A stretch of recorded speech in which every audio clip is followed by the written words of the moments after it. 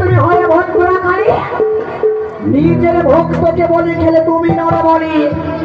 1 লক্ষ পুত্রকে সোহালক্ষ নাতি তার বংশ দিতে না রাখলে তুমি বাকি নিজেকে সতী করে বা করো পাতাল কুমারী অক্ষরে মুখ পরের স্বামীকে খেয়েছিস কখনো নয় তুমি কেমন সতী নিজের স্বামীর গায়ে উলঙ্গ অবস্থায় দাঁড়িয়েছিলে নিজেকে সতী করবে করো বলবো তোমার কুলের কথা হাসাই বলে সবাই হাসলে তাহলে শোনো